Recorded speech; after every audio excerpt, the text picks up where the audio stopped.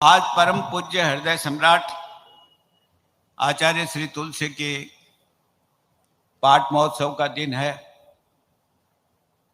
और जिसे परम प्रतापी आचार्य श्री महाप्रज्ञ जी ने विकास महोत्सव का स्वरूप प्रदान कर कार्यकारी बना दिया। आज का ये शुभ दिन मेरी सोच में धर्म संघ की विकास यात्रा का पैरामीटर बन सकता है। मैं तो ये मानता हूं कि धर्म संघ की नियति ही विकासोन्मुख है।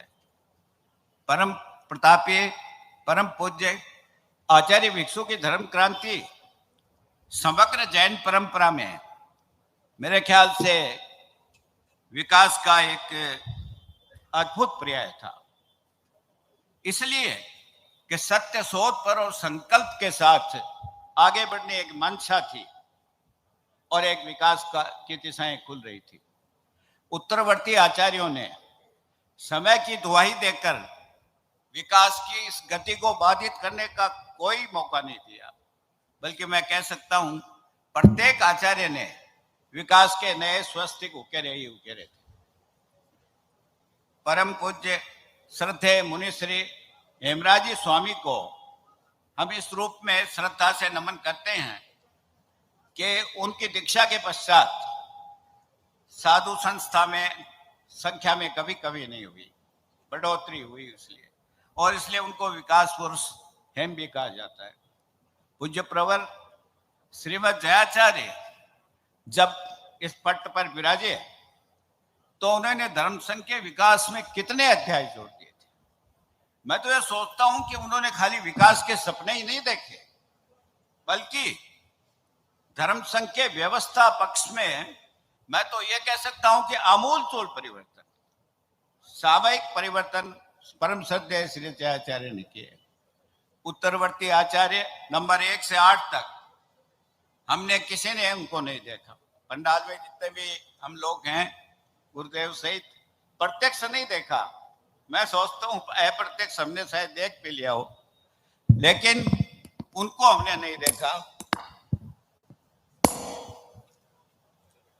हाँ, 9वां आचार्य गुरुदेव श्री तुलसी और 10वां आचार्य प्रेक्षा प्रणेता आचार्य श्री महाप्रज्ञ को लगभग मैं कह सकता हूं लगभग, क्योंकि शुरुआत के परम पूज्य गुरुदेव के जो आचार्य काल को हम प्रत्यक्ष नहीं देख पाए, और मैं कह सकता हूं कि इस दौरान पता नहीं धर्म संघ में कितने ऊंचाई विकास के पंख लगे होंगे।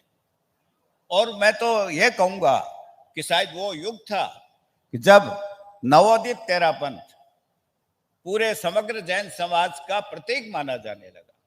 और एक बात और, आचार्य तुलसी और आचार्य महाप्रज्ञ के युग में धर्म संघ के जो संदेश न सिर्फ पूरे देश में बल्कि 7 समंदर पार तक पहुंचे। पूज्य प्रवर, अब आपकी तरफ मुखातिब हो रहा हूं। इस विकास की संचित विकास की यात्रा को तेज करने में आपका योगदान, मात्र 1.5 दशक हुए हैं इस पट्ट पर विराजमान हुए, और इस 1.5 दशक में हम कल रात बात कर रहे थे, आपने जो किया वो कीर्तिमान बन गया। पता नहीं कीर्तिमान आपके पीछे दौड़ते हैं, यात्राओं के कितने कीर्तिमान रचित हुए। और मैंने तो ये विचार किया कि इन यात्राओं में जैन धर्म जन धर्म बन गया था। गुरुदेव लाखों की भीड़ ये बता रही थी कि यह जैन धर्म नहीं, यह जन धर्म है।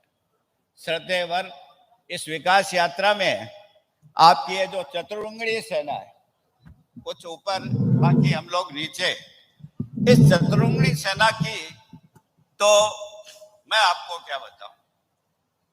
चतुरंगी सेना का शौर्य, संकल्प, निष्ठा बेजोड़ है।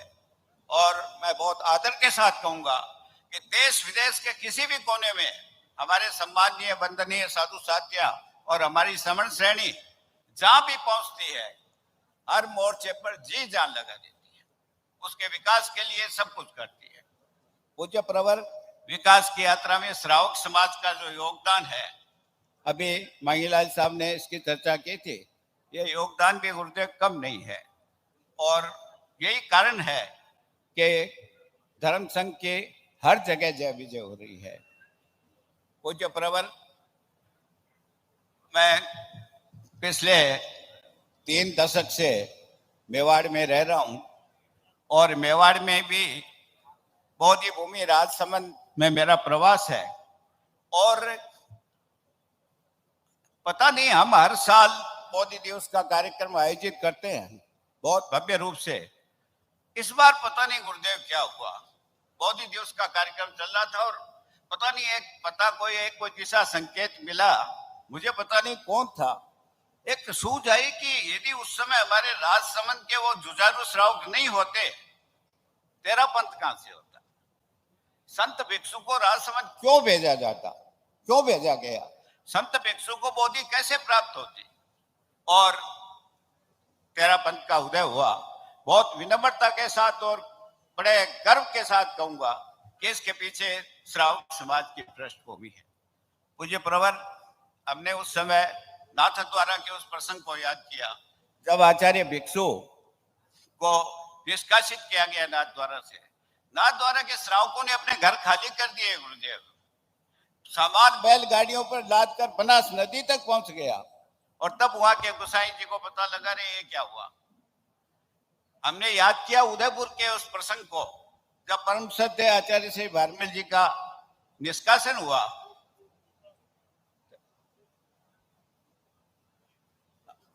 और समूचे में मेवाड़ से उनके निष्कासन की तैयारी हो रही थी।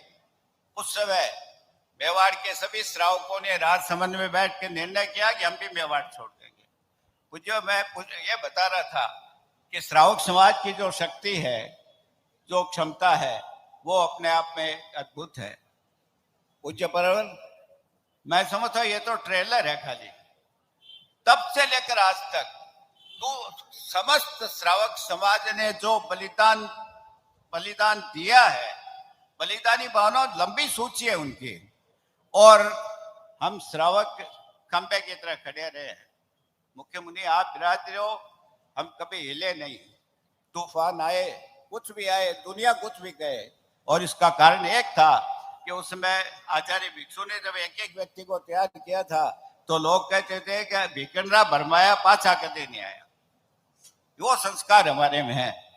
तो मैं अब अपनी बात को मोड़ दे रहा हूं, जो कि वो बात तो मुझे गुरुदेव को निवेदन करनी है। गुरुदेव अब पधारने ही वाले हैं, मैं बात को चालू रखूंगा। गुरुदेव मेरी आवाज गुरुदेव तक पहुंच रही होगी।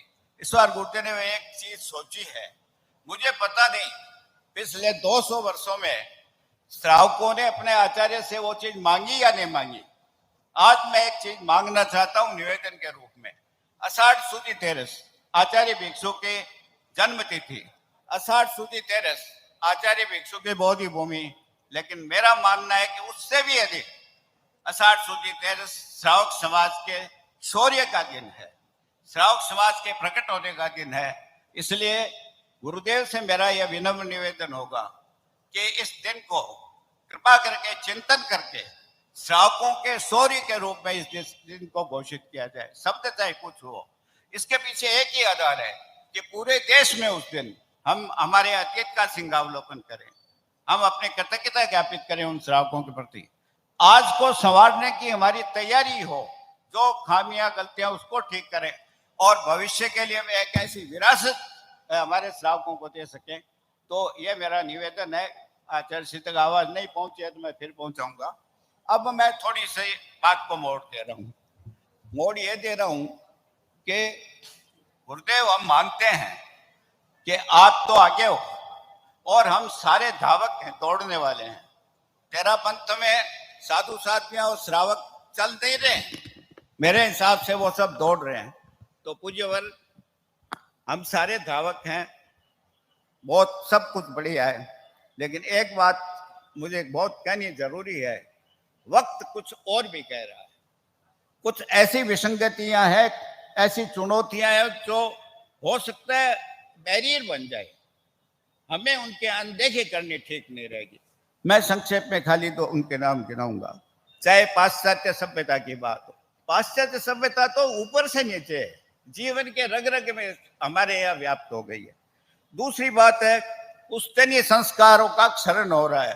मुझे यह कहते हुए संकोच नहीं है। पुश्तैनी संस्कार कमजोर पड़ रहे हैं। खान पान की बात थी, हमारे सारे श्रावक बैठे हैं। पहले तो प्रश्न चिन्ह लगते थे महाराज, लेकिन मुझे लगता है कि खुली किताब हो गई है। संकोच नहीं है। जो असत खान पान जिनका है उनको संकोच नहीं है, उनको शर्म नहीं है इस बात की, अफसोस नहीं है इस बात का। यह हमारे लिए एक समस्या है। एक अर्थ आधारित जो दिखावा और प्रदर्शन है, उसके तो इतने रूप बदल रहे हैं, शक्लें बदल रही है।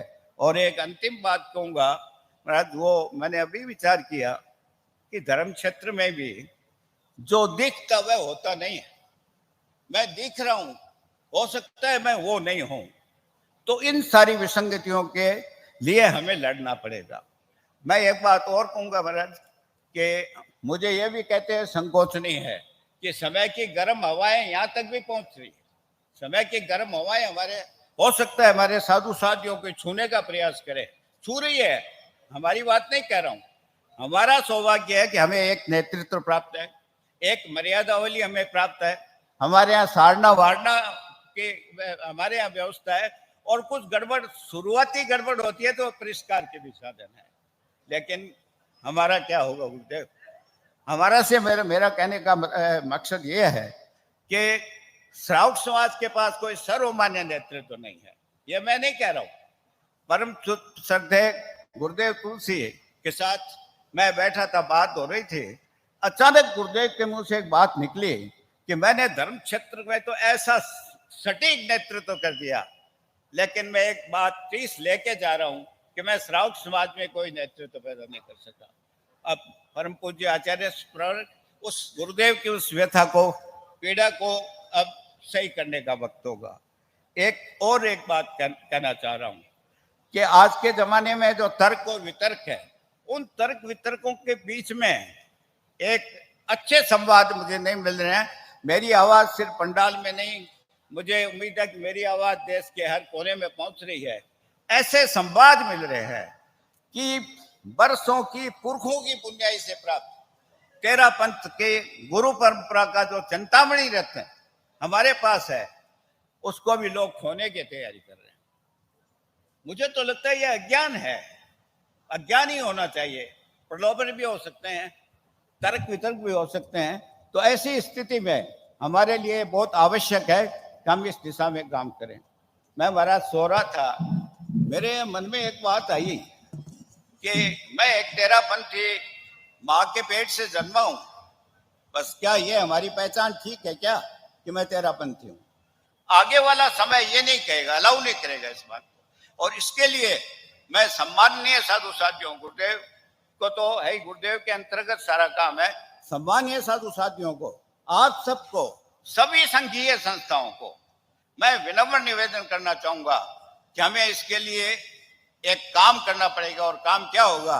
हम श्रेष्ठ, तेरापंथ श्रेष्ठ क्यों था, तेरापंथ श्रेष्ठ क्यों है, तेरापंथ श्रेष्ठ क्यों बना रहेगा, इस पर हमें बहुत गंभीरता से काम करना पड़ेगा।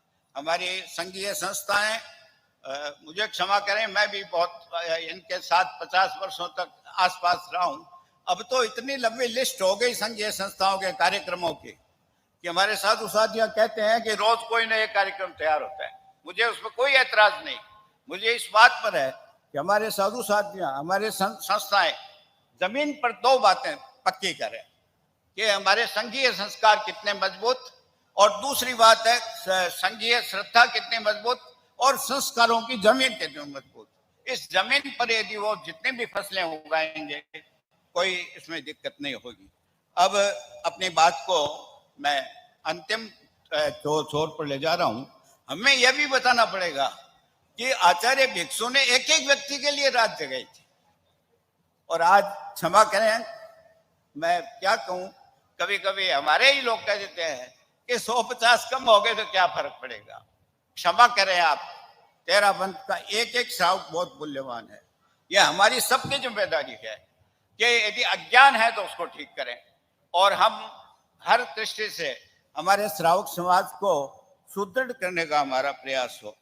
और एक बात और, खाली आचार्य भिक्षु में नहीं, आचार्य भिक्षु से लेकर आज तक की आचार्य परंपरा में हमारे लोग साक्षी हैं, हमारे गुजरात के लोग यहाँ सूरत है तो गुजरात है, इन गुजरात के दूसरे दूसरे क्षेत्रों को निकालने में साधु साधियों को लोग के चने चबाने पड़ेंगे। कितने कष्ट झेले हमारे साधु साथियों ने। आचार्य श्री ने स्वयं संकल्प कर लिया कि मेरे संत वहां परेशान है। तो हमें यह परंपरा बहुत मुश्किल से मिली है। हमें संख्या का मोह नहीं, हमारे किसी भाई के हाथ से यह जो गुरु परंपरा का रत्न है वो फिसल नहीं जाए, यह सिर्फ हमारी तैयारी होगी। और अंत में मैं निवेदन करूंगा, हमारे जितने भी भाई और बहन बैठे हैं, बात तो थोड़ी आपको अटपटी लगेगी।